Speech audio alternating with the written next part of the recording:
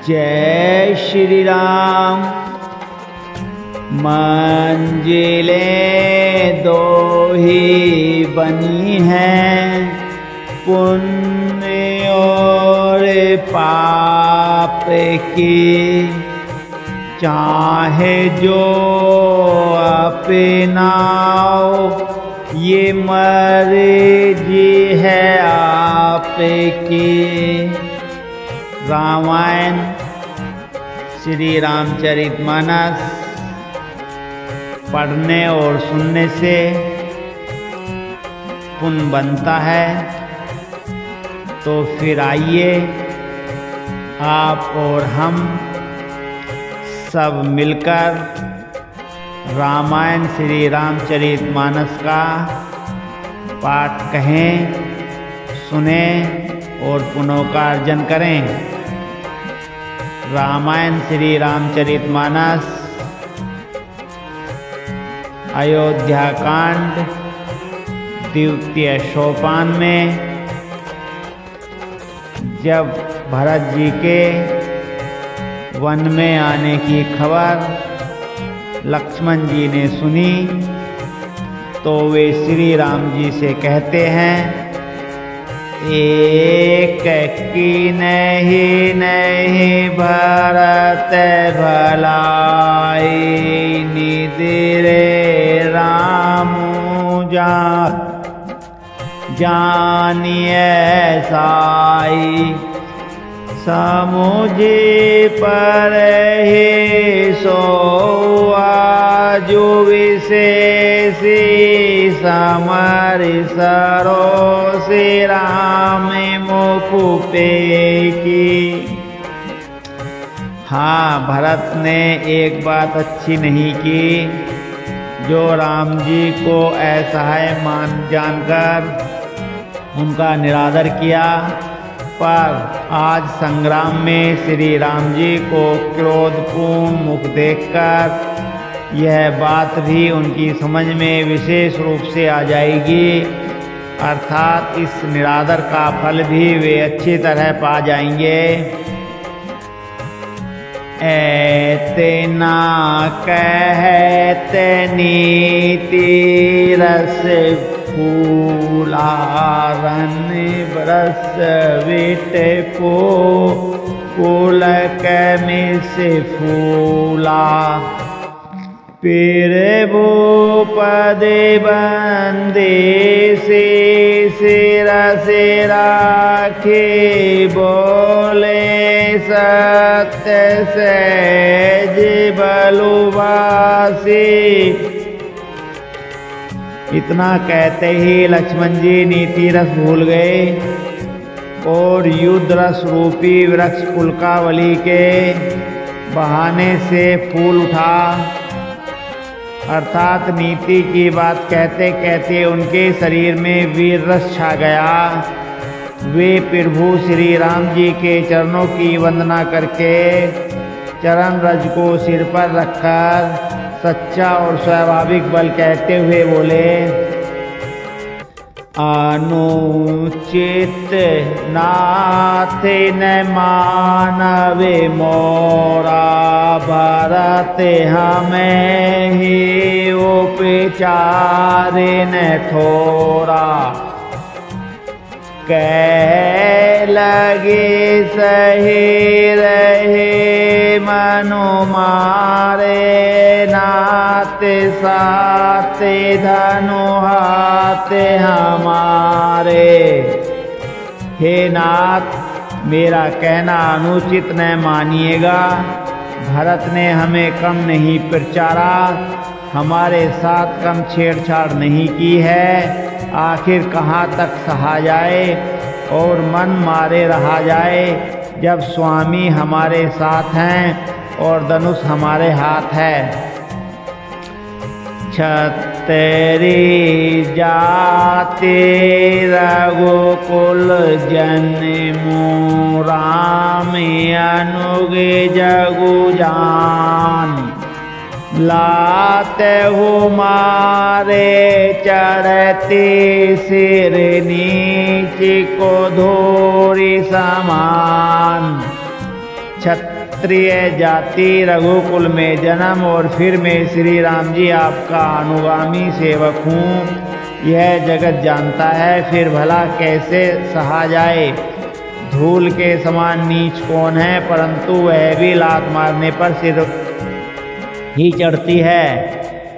उठी करे जोरी रजाए सुमांगा, मन हो वीर रसी सोवती जागा।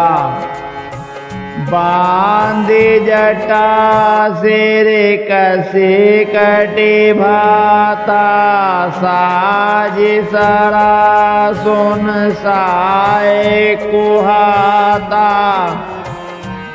यूं कहकर लक्ष्मण जी ने उठकर हाथ जोड़कर आज्ञा मांगी, मानो वीर रस सोते से जाग उठा हो। सिर पर जटा बांधकर कमर में तरकस कस लिया और धनुष को सजकर तथा बाण को हाथों में लेकर कहा,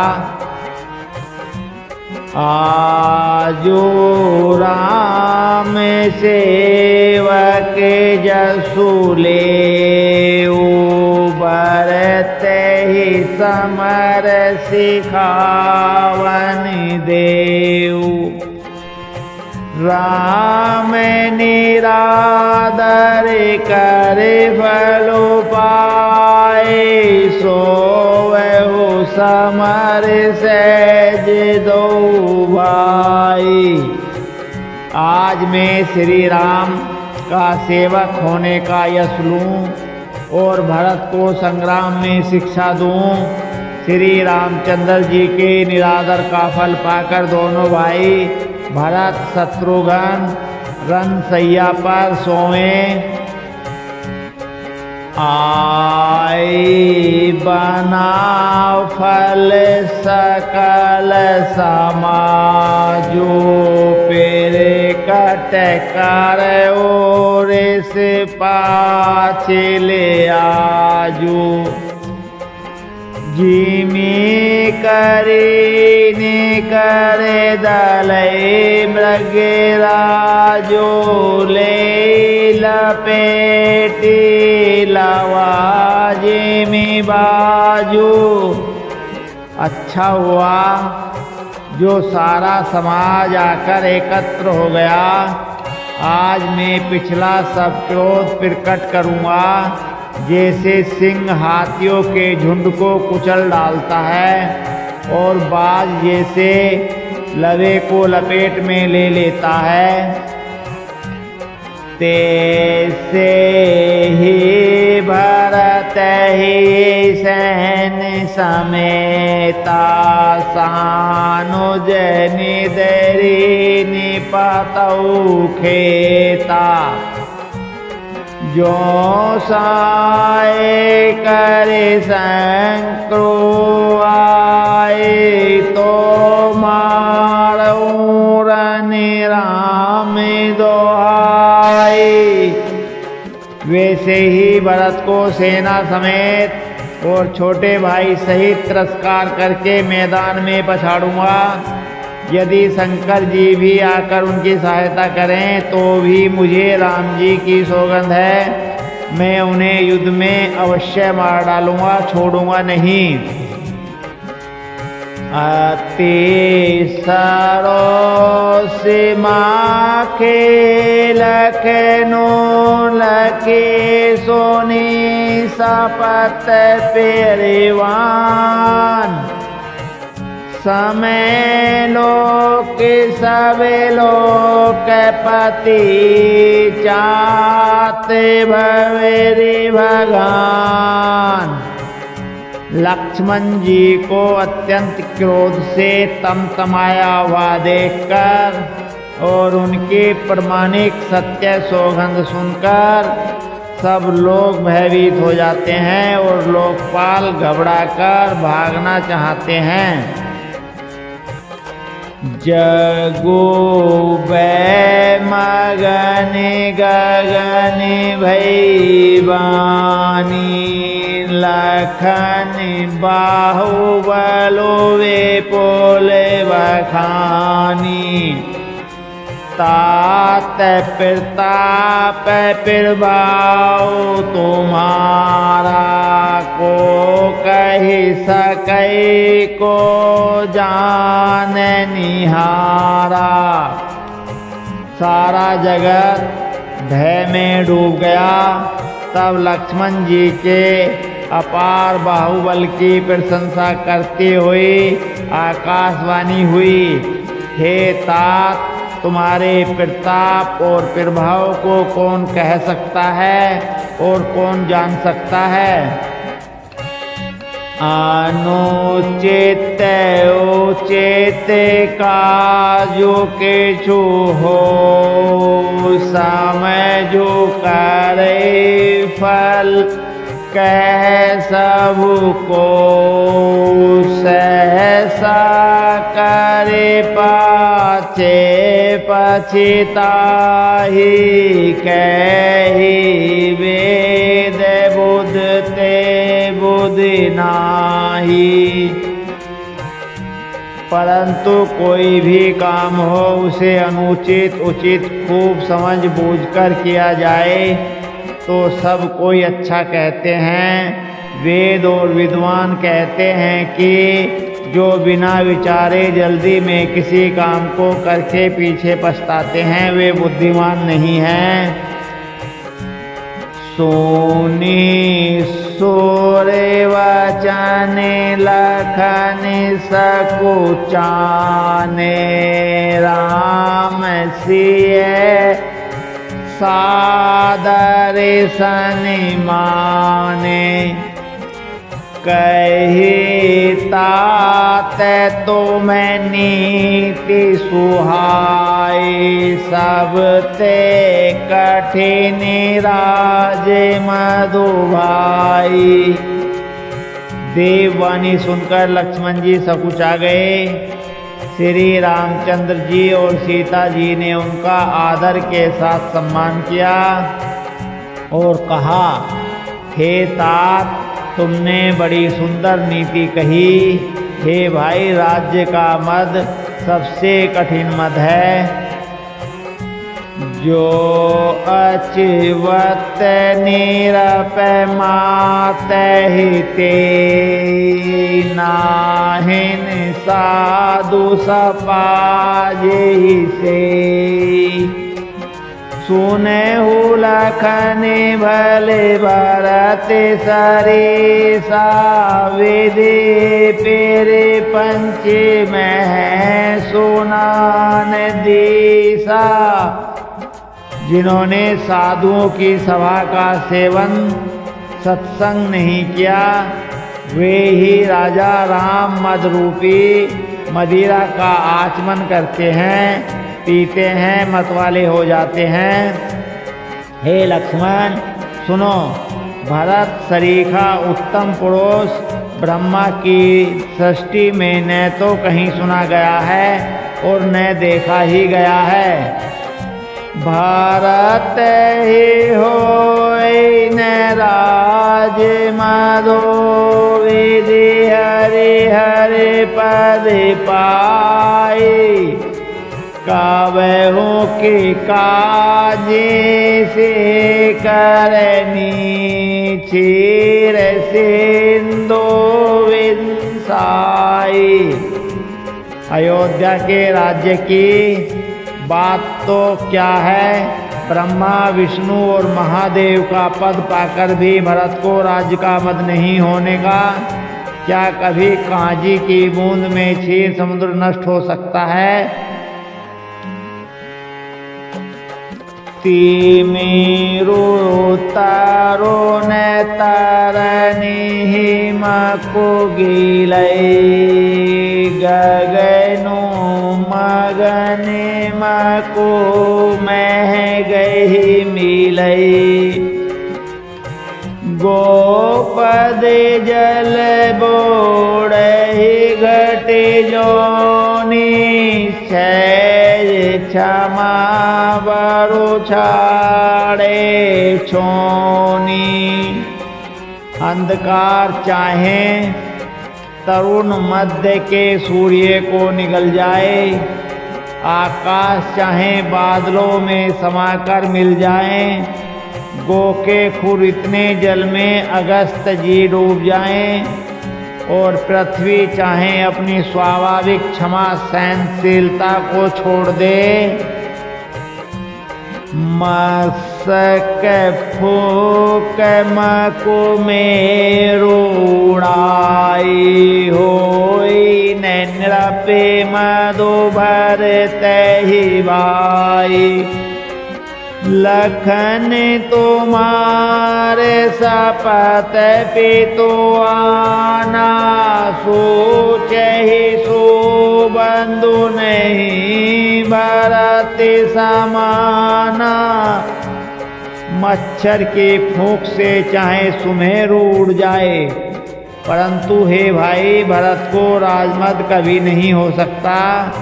हे लक्ष्मण, मैं तुम्हारी शपथ और पिताजी की सौगंध खाकर कहता हूँ, भरत के समान पवित्र और उत्तम भाई संसार में नहीं है। सैगुन खीरो अवैगुन जलुताता, मिले रचे परे पंचु विधाता। भरतो हंस रविवंश तड़ागा, जन्म ही कीन गुनि दोष विभागा। हे तात, गुण रूपी दूध और अवगुण रूपी जल को मिलाकर विधाता इस दृश्य प्रपंच जगत को रचता है। परंतु भरत ने सूर्य वंश रूपी तालाब में हंस रूप जन्म लेकर गुण और दोष का विभाग कर दिया, दोनों को अलग अलग कर दिया। गही गुण पैताजी अवैगुण बारी, निज जस जगत की नहीं उजियारी। कहत भरत गुणशीलो स्वभाव, प्रेम पायो दिमगन रघुराव। गुण रूपी दूध को ग्रहण कर अवगुण रूपी जल को त्याग कर भरत ने अपने यश से जगत में उजियाला कर दिया। भरत जी के गुणशील और स्वभाव को कहते कहते रघुनाथ जी प्रेम समुद्र में मग्न हो गए। सुनी रघुवर बानी विबोध देखी, भरत पर हेतु सकल सराहत राम सो फिर वो को केरे पानी के तू। श्री रामचंद्र जी की वाणी सुनकर और भरत जी पर उनका प्रेम देखकर समस्त देवता उनकी सराहना करने लगे और कहने लगे कि श्री रामचंद्र जी के समान कृपा के धाम प्रभु और कौन है।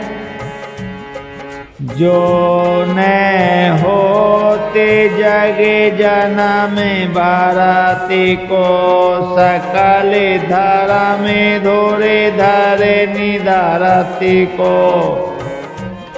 कवि कुल अगम भरत गुण गाथा, जो जाने तुम्हें बिनु रघुनाथा।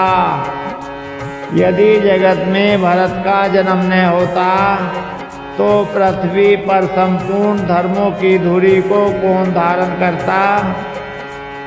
हे रघुनाथ जी, कवि कुल के लिए अगम, उनकी कल्पना से अतीत भरत जी के गुणों की कथा आपके सिवा और कौन जान सकता है।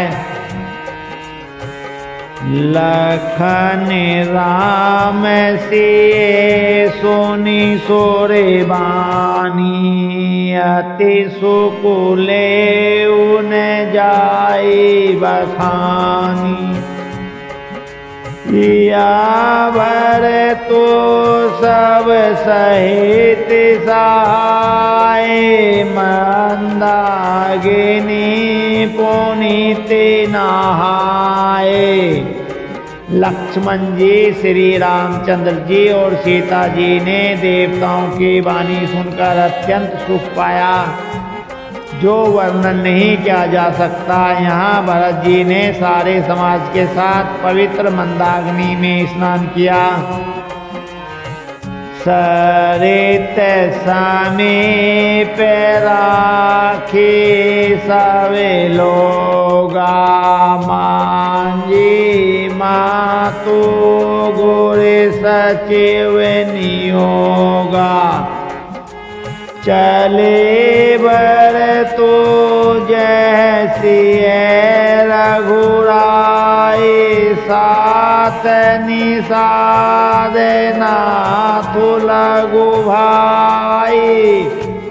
फिर सबको नदी के समाप्त ठहराकर तथा माता गुरु और मंत्री की आज्ञा मांगकर निषाद राज और शत्रुघ्न को साथ लेकर भरत जी वहाँ को चले जहाँ श्री सीता जी और श्री रघुनाथ जी थे।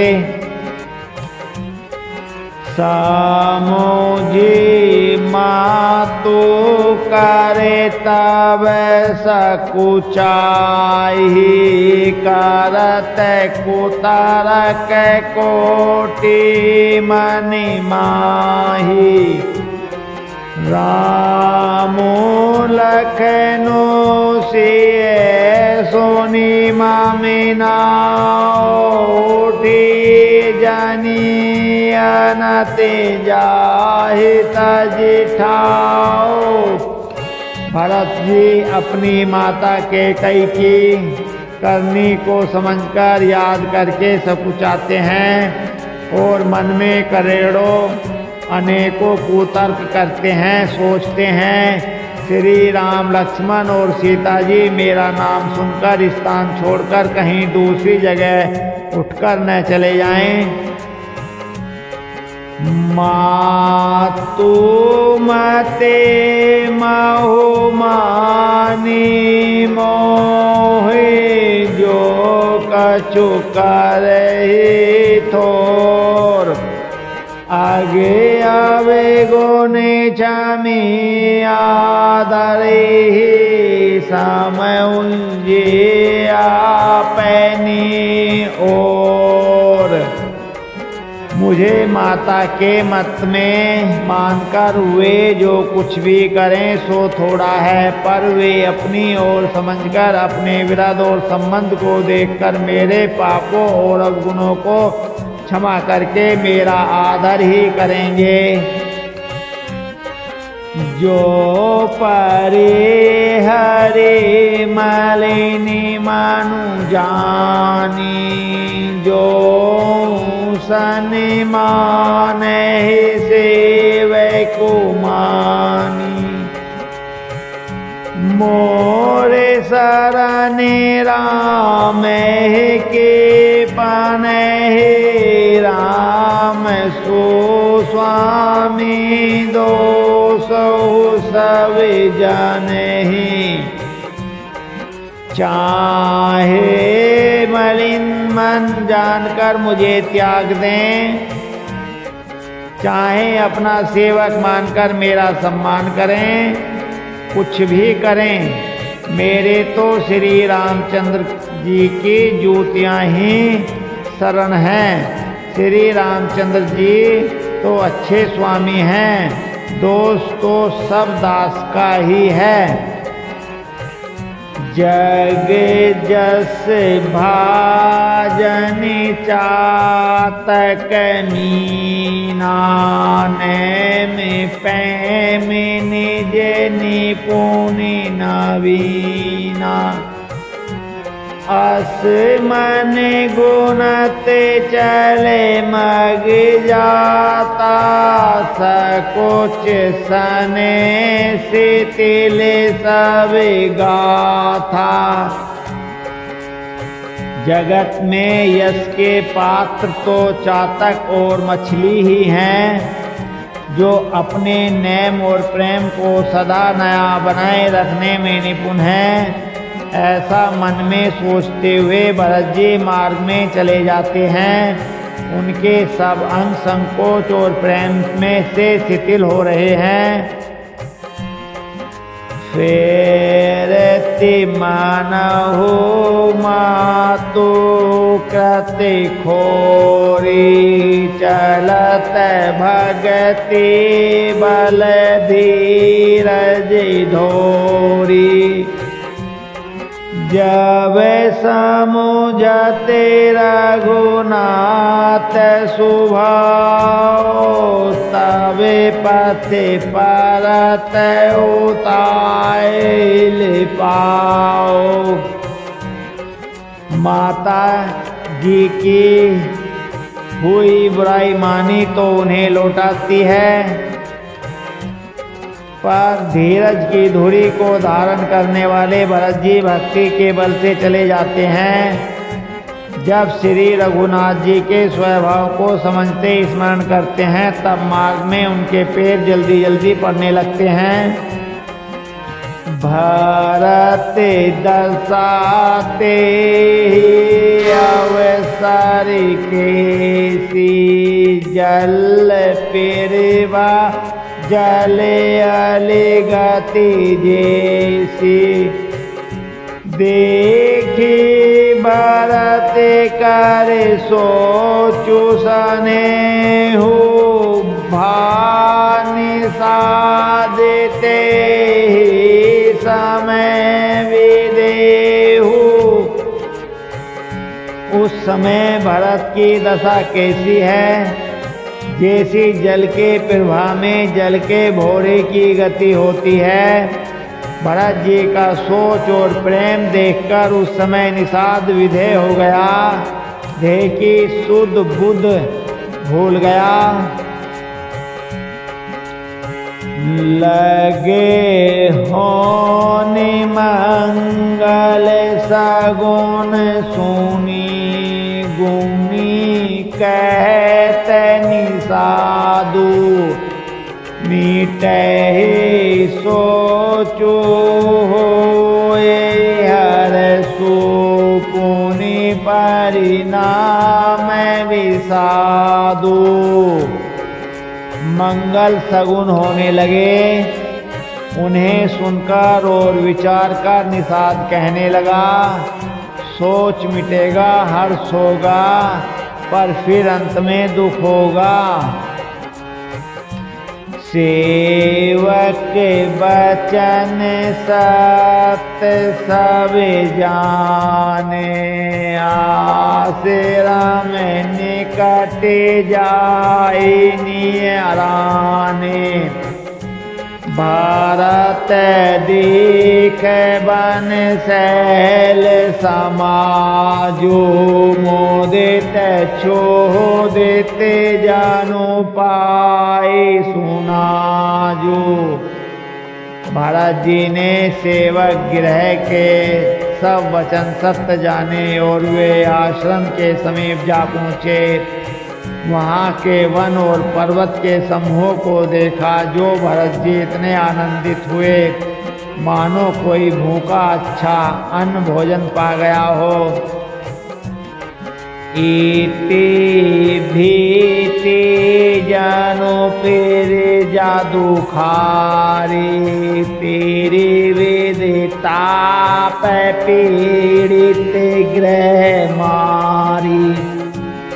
जाय सुराज सुदेश सुखारी, होई भारत गति तेहि अनुहारी।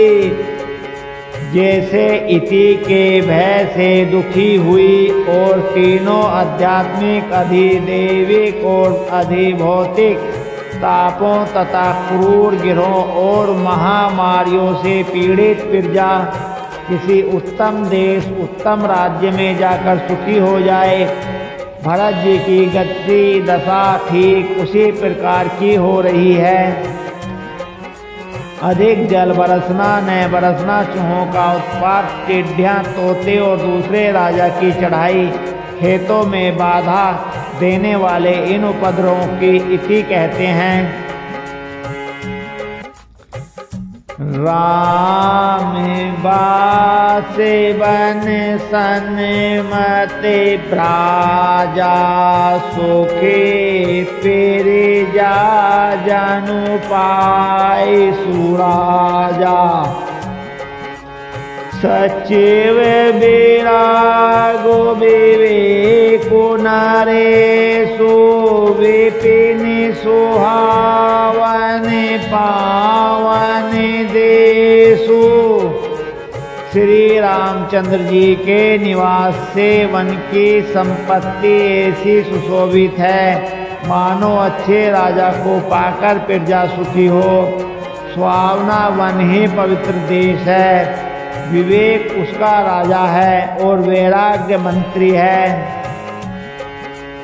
भट्ट जस नियम से है ले राजधानी,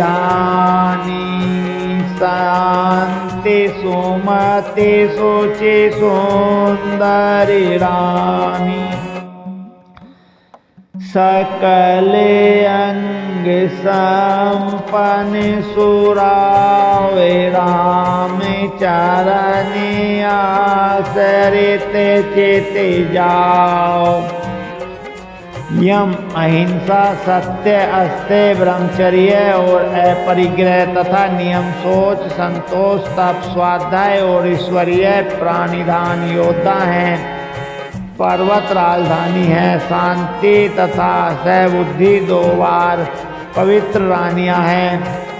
यह श्रेष्ठ राजा राज्य के सब अंगों से पूर्ण है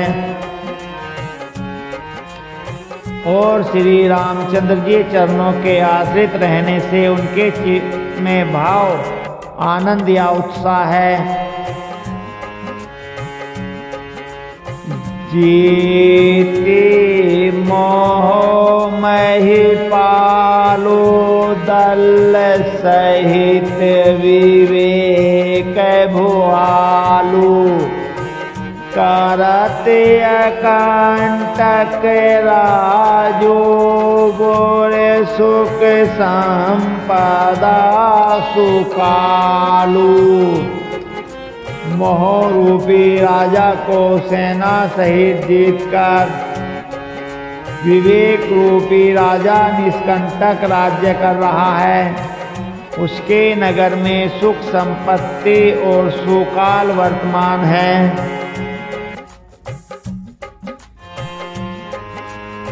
वन पेर देश मुनि वास घनेरे, जनोपुर नगर गाँव गन खेरे। विपुल विचित्र विहग मृग नाना, पेरे जा समाजो न जाए बखाना।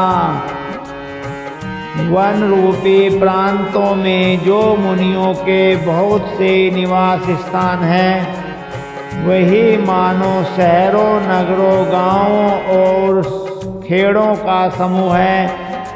बहुत से विचित्र पक्षी और अनेकों पशु ही मानो प्रजाओं का समाज है, जिसका वर्णन नहीं किया जा सकता। अब समय तो पूरा हो गया है, आगे का पाठ बहुत रसीला है। जिसे कल आप और हम कहेंगे पुनः का अर्जन करेंगे। जय श्री राम।